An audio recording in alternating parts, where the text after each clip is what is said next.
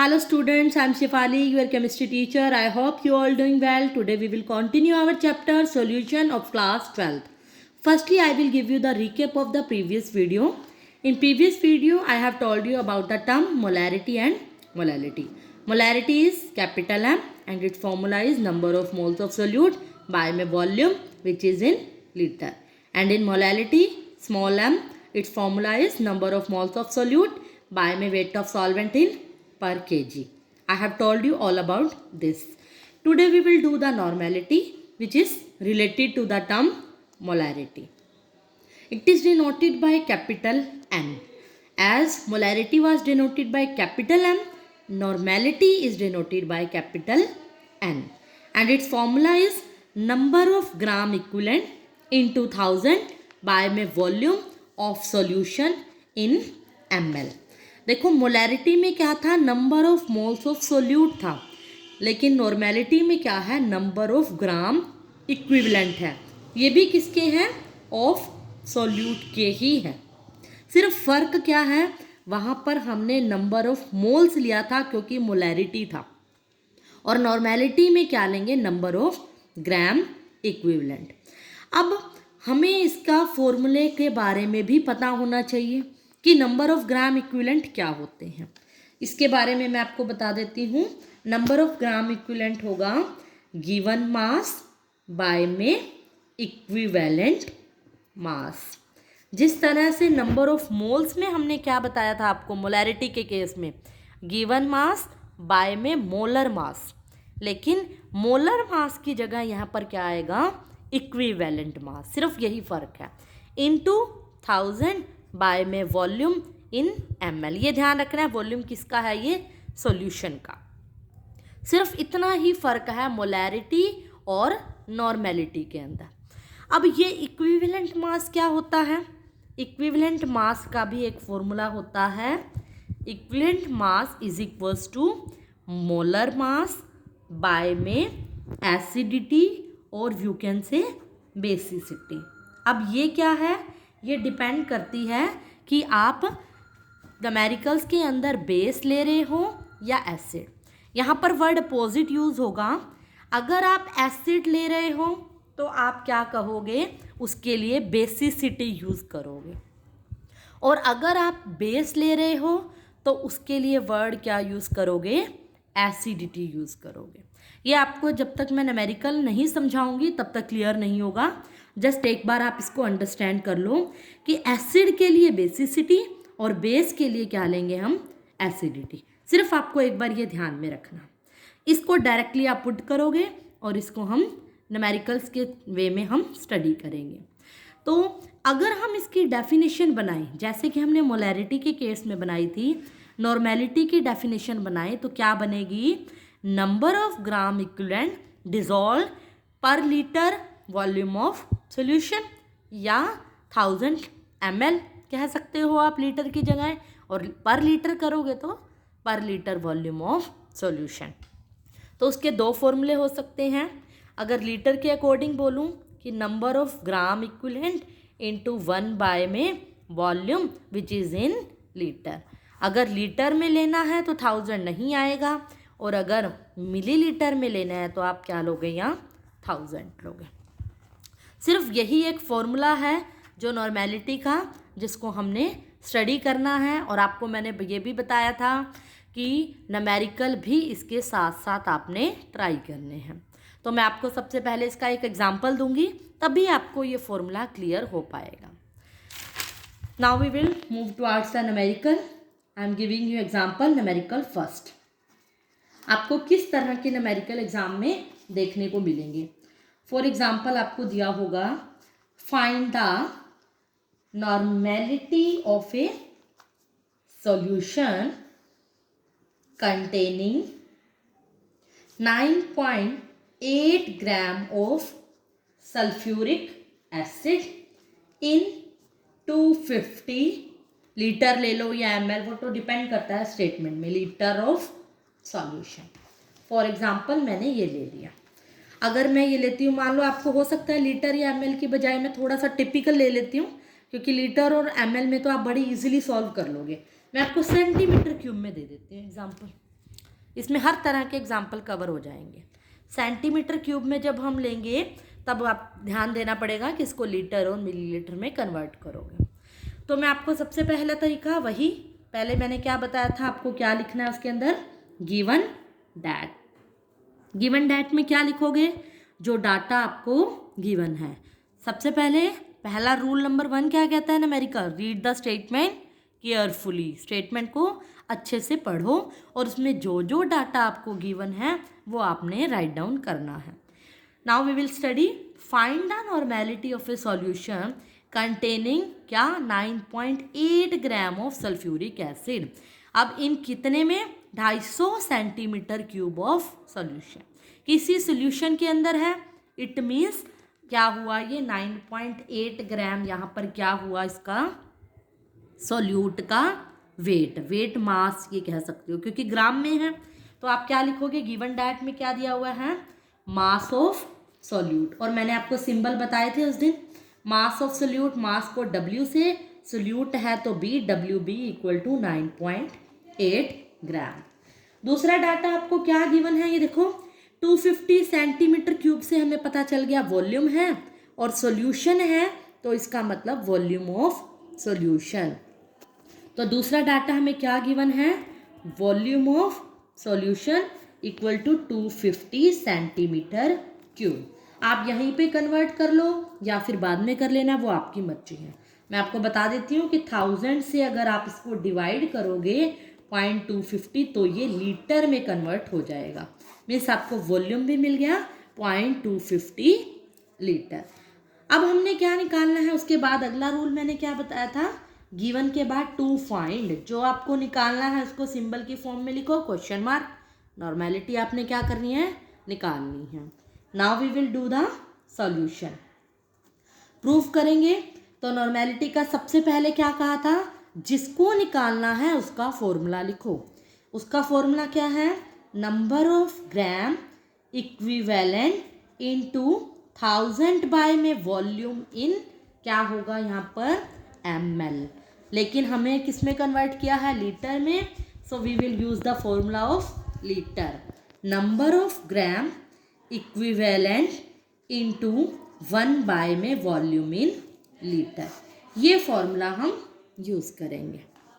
अब बात क्या रही किसकी, नंबर ऑफ ग्राम इक्विवेलेंट क्या बताया था मैंने, क्या बताया था, गिवन मास बाय में इक्विवेलेंट मास। इक्विवेलेंट मास का भी मैंने बताया हुआ है, इनटू 1 बाय में वॉल्यूम इन लीटर। पहले इक्विवेलेंट मास को मैं साइड में आपको बता के इसमें पुट कर देती हूँ। इक्विवेलेंट मास मैंने बताया था मोलर मास बाय में क्या होगा कि एसिडिटी या बेसिसिटी, यही पॉइंट नोट करने वाला है। अगर तो आप बेस ले रहे हो तो मैंने क्या कहा था, उसकी क्या होगी, एसिडिटी, और अगर एसिड ले रहे हो तो उसकी क्या होगी, बेसिसिटी। अब ये क्या चीज़ होती है, इससे हमें समझना है। इस न्यूमेरिकल के अंदर यही इम्पोर्टेंट पॉइंट है। अगर आपने ये समझ लिया तो आपके सारे न्यूमेरिकल इजीली सॉल्व हो जाएंगे। देखो पहले मैं आपको ये फुट करके दिखा देती हूँ। गिवन मास को मैं शॉर्ट में ले रही हूँ GM, इक्विवेलेंट मास की जगह मैं पुट कर रही हूँ मोलर मास, मोलर मास को MM से, बाय में एसिडिटी या बेसिसिटी। अब देखो इस न्यूमेरिकल के अंदर हमने क्या लिया है, सल्फ्यूरिक एसिड, जो कि क्या है, एसिड, और एसिड है तो उसकी क्या आएगी, बेसिसिटी। एक बार हम ये लिख लेते हैं कि फॉर्मूले में बेसिसिटी आएगी। मोलर मास बाय में बेसिसिटी होगा तो ऊपर जाकर वो क्या हो जाएगा, मल्टीप्लाई, इनटू 1 बाय में वॉल्यूम इन लीटर। ये हमारा बन गया फॉर्मूला। अब इसमें गिवन और मोलर मास आपके लिए कुछ भी नया नहीं है। नया पॉइंट क्या है आपके लिए, सिर्फ बेसिसिटी। ये मैं आपको बताती हूँ। पहले पुटिंग दीज वैल्यूज, जो हमें पता है उनकी वैल्यू पुट कर लो। गिवन मास कितना है हमारा, मैंने यहाँ लिखा था डाटा में, WB किसका है, वेट ऑफ सॉल्यूट यानी 9.8। मोलर मास कितना है आपका, किसका चाहिए आपको, सॉल्यूट का। सॉल्यूट क्या है, सल्फ्यूरिक एसिड, और आपको पता होना चाहिए सल्फ्यूरिक एसिड का प्रीवियस वीडियो में भी बताया था मैंने कैसे निकालते हैं। 2 hydrogen plus sulphur plus 4 oxygen का मास, सबका मास मिलाकर क्या आएगा 98 कैलकुलेट कर सकते हो आप ये। बाय में 98, इनटू में बेसिसिटी को मैं आपको अभी समझाती हूँ, इनटू 1 बाय में वॉल्यूम। वॉल्यूम मैंने लीटर में ऑलरेडी कन्वर्ट किया हुआ है पहले से ही, 0.250। अब बात आ रहा है गया हमारा पॉइंट क्या, ओनली बेसिसिटी। अब बेसिसिटी को आपने कैसे निकालना है सीट, अगर तो आपका एसिड है तो मैंने कहा था बेसिसिटी है, पहले वो एसिड लिख लो। आपको उस एसिड को या बेस को आपने क्या करना है, डिसोसिएट करना है। डिसोसिएट करते, सपोज करो हम इसको डिसोसिएट कर रहे हैं, तो आपको पता है after dissociation it will dissociated into its ion. इसके आयन में टूटेगा और इसको हम बैलेंस करेंगे। हाइड्रोजन 1 इधर क्या आएगी 2, इधर भी 2, SO4 क्या है 1, बैलेंस हो गया। अब यहाँ पर किसकी बात है, एसिड की। और एसिड की डेफिनेशन आपने +1 में पढ़ी थी, जो कि लूज करते हैं H पॉजिटिव आयंस। इसीलिए हम इसके अंदर number of H positive ions जो ट्रांसफ़र हुए वो देखेंगे, वही उसकी क्या होगी, बेसिसिटी। मतलब कितने H पॉजिटिव आयन ट्रांसफ़र हो रहे हैं वो होगी उसकी बेसिसिटी। और एसिडिटी में क्या होगा, कितने OH नेगेटिव आयन ट्रांसफ़र हो रहे हैं, उल्टा हो जाएगा ना, बेस के लिए एसिडिटी, एसिड के लिए बेसिसिटी। तो अब आयंस कितने ट्रांसफ़र हो रहे हैं, H कितने हैं 2, तो इसका मतलब बेसिसिटी की वैल्यू क्या हो गई आपके पास 2। Putting this value 98 into 2 into 1 by में 0.250। हम इसको सॉल्व करेंगे तो देखो डेसिमल हटाओगे तो यहाँ 10 आ जाएगा, ये एज इट इज़ रहेगा। इसको फिर से डेसिमल मीन्स आपको ये कैलकुलेशन करनी है, ये 30 10 से 10 कैंसिल, इधर से भी कैंसिल, और ये क्या बन जाएगा 20 बाय में 25। तो इसको हम सॉल्व करेंगे तो क्या बनेगा, 5 पे कटेगा, 5 4 द 20, 5 5 द 4/5, 4/5 मीन्स 0.8। इसको हम क्या लिखेंगे, नॉर्मल। जैसे मोलैरिटी के लिए कैपिटल M लिखते थे, नॉर्मेलिटी के लिए स्मॉल m लिखेंगे, और नॉर्मेलिटी के लिए लिखेंगे हम कैपिटल M। तो इसकी क्या हो गई, ये यूनिट हो गई। तो इस तरह से आपने नॉर्मेलिटी के फॉर्मूले करने हैं, न्यूमेरिकल्स को ट्राई करना है। कुछ मैं आपको नेक्स्ट वीडियो में इसकी प्रैक्टिस प्रॉब्लम भी दूंगी, या आपके पास भी कोई अगर बुक अवेलेबल है तो वहाँ से भी आप इसके न्यूमेरिकल्स को ट्राई कर सकते हो। तो हम क्या कर रहे थे, कंसंट्रेशन टर्म्स के बारे में कर रहे थे। अब हमारी जो लास्ट और सबसे छोटी सी कंसंट्रेशन जो टर्म रह गई है वो है हमारी मोल फ्रैक्शन, जिसको हम इसी लेक्चर में कंप्लीट करेंगे, और फिर हम उसके न्यूमेरिकल्स आपको नेक्स्ट लेक्चर में बताएंगे। मोल फ्रैक्शन, इसके अंदर जो न्यूमेरिकल आएंगे, जो फॉर्मूला आएगा उसके अंदर जो होगा, जो टर्म्स होंगी उसके बारे में आप स्टडी पिछली कंसंट्रेशन टर्म्स में कर चुके हो, इसीलिए बहुत डिटेल में ना जाते हुए इसके बारे में मैं आपको बताऊंगी। मोल फ्रैक्शन का मतलब होता है किसी भी मोल्स की फ्रैक्शन, मतलब नंबर ऑफ मोल्स को जब हम फ्रैक्शन में लिखते हैं तो वो मोल फ्रैक्शन बनता है। इसको हम डिनोट करते हैं स्मॉल x से, इसको x से डिनोट किया जाता है, मोल फ्रैक्शन होगा। अब डिपेंड करता है ये हम सोल्यूट की निकाल रहे हैं या फिर सॉल्वेंट की निकाल रहे हैं। अगर हम सोल्यूट की निकालेंगे तो XB लिखेंगे, और अगर सॉल्वेंट की निकालेंगे तो वो XA लिखेंगे। ये मैं आपको बता चुकी हूँ, मैंने आपको पहले दिन कहा था कि इस पूरे चैप्टर में सोल्यूट के लिए सिंबल B और सॉल्वेंट के लिए सिंबल A ही यूज़ करेंगे। तो एज द नेम सजेस्ट मोल की फ्रैक्शन, लेकिन ये तो इसका सिंबल था। अब मोल की फ्रैक्शन से क्या मतलब है, इसके फॉर्मूले के अंदर जो कंपोनेंट यूज होंगे वो क्या होंगे, नंबर ऑफ मोल्स। तो इसका फॉर्मूला मैं आपको बता दूं, अगर XB मतलब सोल्यूट की निकाल रहे हो तो आप क्या लोगे, number of moles of solute by में number of moles of solution. ऊपर भी और नीचे भी रहेगी नंबर ऑफ मोल्स, क्योंकि किसकी फ्रैक्शन है ये, मोल की। ऊपर किसकी लेंगे, सोल्यूट, जिसकी निकालनी हो उसकी ऊपर, बाय में टोटल की नीचे। जैसे परसेंटेज मैंने फर्स्ट लेक्चर में बताया था, मास परसेंटेज, जिसकी निकालनी है उसकी ऊपर, बाय में टोटल की नीचे। और इस चैप्टर में टोटल क्या होता है, सॉल्यूट प्लस सॉल्वेंट से मिलकर क्या बनता है, सॉल्यूशन। क्योंकि यहाँ कोई परसेंटेज नहीं है इसलिए हम इसको 100 से मल्टीप्लाई नहीं करेंगे, डायरेक्ट फ्रैक्शन है तो इसका यही फॉर्मूला। अगर सिंबॉलिक फॉर्म में बताऊँ, एक्स बी क्या होगा, नंबर ऑफ मोल्स को किससे डिनोट करते हैं हम, 9th क्लास से पढ़ते आ रहे हैं, एन। सॉल्यूट के लिए बी, एन बी। हमें पता है सॉल्यूशन किससे मिलकर बनता है, सॉल्यूट प्लस सॉल्वेंट से। सॉल्यूट के लिए सिंबल बी और सॉल्वेंट के लिए ए।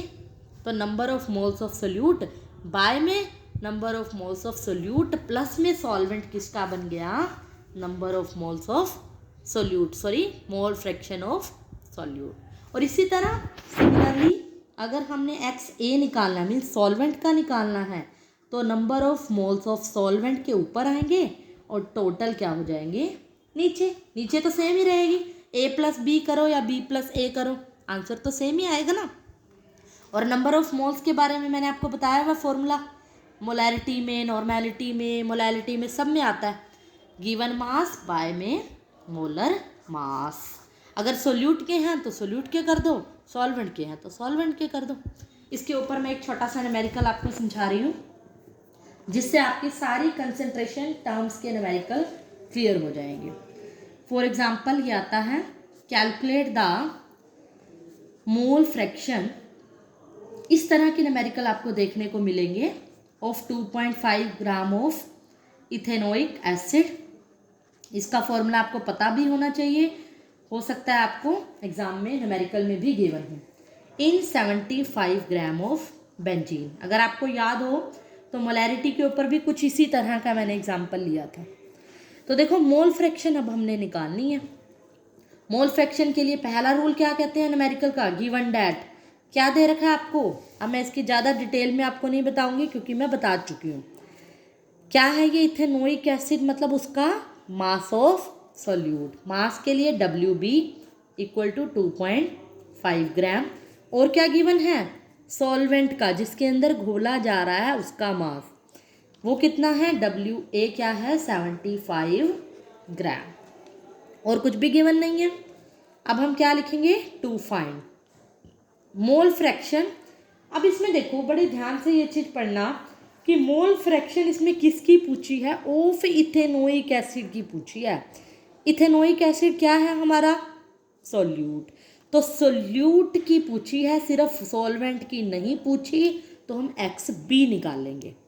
अगर सॉल्वेंट की पूछी होती तो XA भी निकालते, एक निकाल दूंगी। अगर बाय चांस आपको किसी न्यूमेरिकल में दोनों की पूछी हो तो वो भी आप निकाल सकते हैं। तो प्रूफ में क्या करते हैं, उसके बाद हम फॉर्मूला लगाओ XB का, पीछे मैंने बताया है अभी, NB ये वाला, तो क्या होगा, NB बाय में NB प्लस NA। NB का फॉर्मूला लगाओ, गिवन मास किसका, WB बाय में MB। यहाँ पर WB बाय में MB, प्लस में किसका है, A की, WA बाय में MA। क्योंकि नंबर ऑफ मोल्स है, मैंने कहा था जिसका गिवन होता है उसी का मोलर लेते हैं। यहाँ पर A है तो दोनों में ही A आएगा, ये बड़े ध्यान से समझनी है बात। अगर N B के है तो W और M किसका होगा, B का ही होगा। ये बात आपने मिस्टेक नहीं करनी। अब मैं इसको निकालती हूँ WB, मतलब WB गिवन मास कितना है मुझे, 2.5। MB मोलर मास मैंने बताया हुआ है आपको, CH3COOH। इसका अगर आप मोलर मास निकालोगे तो वो आपको 60 मिलेगा। 2.5 बाय में 60, 2.5 बाय में 60, ये एज इट इज़ है वैल्यू, प्लस WA आपको कितना गिवन है, 75। मोलर मास, बेंजीन का फॉर्मूला क्या होता है, C6H6। और बेंजीन का WA आप कैसे निकालोगे, उसका मोलर मास कैसे निकालोगे, उसके मास को ऐड करके सभी को, C कार्बन के 6 प्लस हाइड्रोजन के 6, इस तरह से सोल्व करोगे तो 78 मिलेगा आपको। बाकी क्या है, सारी कैलकुलेशन जो इसको सॉल्व करके करोगे वही इसका होगा, फिर इसको सॉल्व करोगे, इन दोनों को ऐड करोगे, इन दोनों को डिवाइड, मीन्स कैलकुलेशन है। 7th 8th क्लास में इस तरह की कैलकुलेशन आ जाती हैं। तो कैलकुलेट करके मैं डायरेक्टली आपको इसका आंसर बता देती हूँ ताकि आप मैच कर सको, खुद इसको सोल्व करोगे। 0.0416 इसका क्या आएगा, मोल फ्रैक्शन। मोल फ्रैक्शन के आगे आपको कोई यूनिट लगाने की ज़रूरत नहीं है, क्योंकि एक तरह की फ्रैक्शन है, फ्रैक्शन की कोई यूनिट नहीं होती, कोई मोलैरिटी या नॉर्मेलिटी कोई टर्म नहीं है इस तरह की। So that's all, I hope आपको सब क्लियर हो जाएगा। तो नेक्स्ट लेक्चर में हम नेक्स्ट टॉपिक पढ़ेंगे। तो कल मैं आपको इसकी PDF भेजूंगी जिसके अंदर molarity, molality and mole fraction सभी कंसंट्रेशन टर्म्स के क्या होंगे, प्रैक्टिस प्रॉब्लम होगी विद आंसर, जहाँ से आप आंसर मैच करोगे और आप उसको ट्राई करके देखोगे। फिर भी आपको कोई प्रॉब्लम आती है तो आप मुझे मेरे नंबर पे किसी भी टाइम कॉल कर सकते हो। थैंक यू, आई होप आपको सब क्लियर हो जाएगा। Thank you so much, stay home, stay safe.